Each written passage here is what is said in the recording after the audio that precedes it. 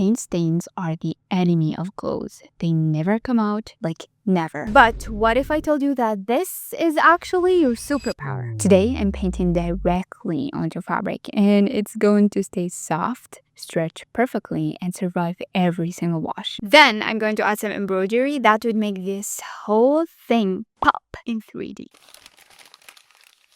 On this channel, every plain top is a blank canvas. Usually I film mine with embroidery only, but this time I did something a little revolutionary. I used paint, like wall paint actually. Watercolor mixed with one secret ingredient that changes everything. The secret ingredient is fabric softener. That's it. 2 parts paint to 1 part fabric softener. Mix them together. The softener is what keeps the paint flexible so it moves with the fabric instead of cracking and flaking off like those stickers on cheap shirts.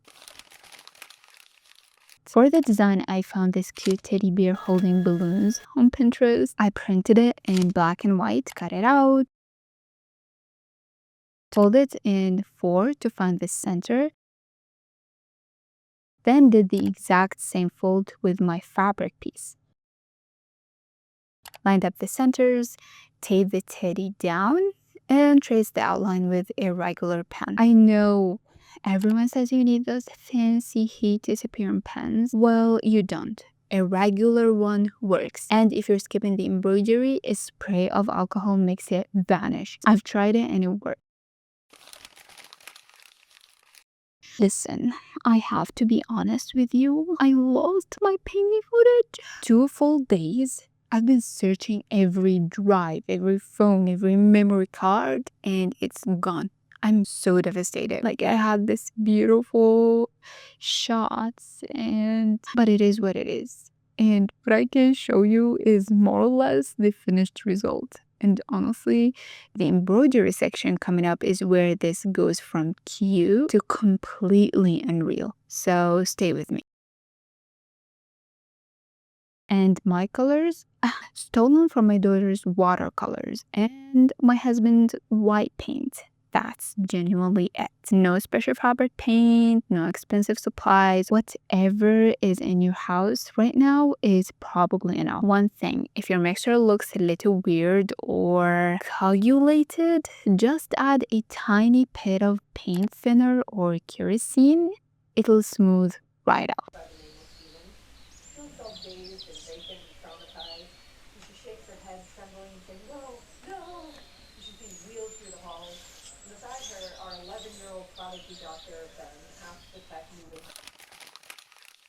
As for the rest of the details, I just cut them, like these tiny pieces, the heart, the pocket, the eyes, the mouth, / muzzle, and just trace them with my pencil because these will be made with French knots and they will like just puff. Okay, so here's something I did not expect. After painting, I put my hope on to start embroidering and the fabric was still completely soft and stretchy, which sounds like good news. And it is, but French knots need resistance or they don't form properly. The fix, you ask? It's interfacing. I ironed 2 layers of one-sided adhesive interfacing to the back of the fabric. It stabilizes everything without affecting the paint on the front at all. Tiny problem, easy solution. The stitches I'm using are 3, just 3. You probably already know at least one of them. French knots are the star of the show for all the filled areas. The hearts on the legs, the pockets on the outfit, the eyes, the mouth, the ears. To make one, bring your needle up, pull the thread with your left hand, wrap it once or twice around the needle, push back down, right next to where you came out, and pull through. It's a little raised dot.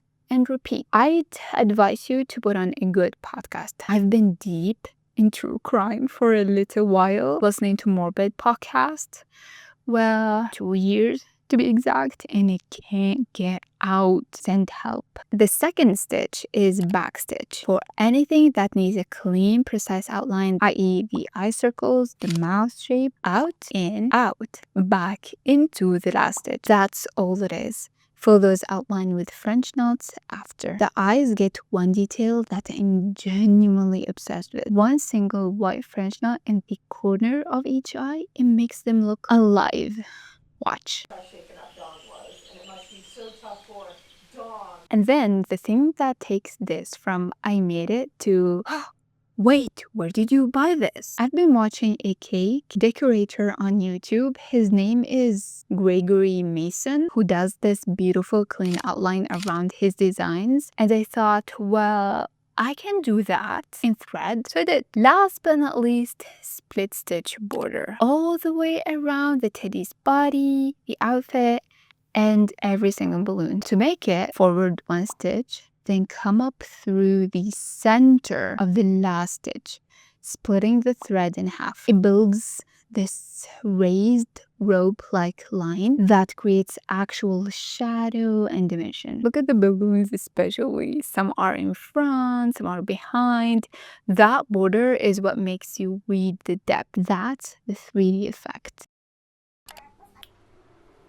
And this how it looks like after 5 washes. Soft, stretchy, zero cracking, zero fading. The watercolor bonded to the fabric because of that softener ratio. Stay tuned for the next episode where you can see how I turned this thrifted pants into a beautiful PJ set.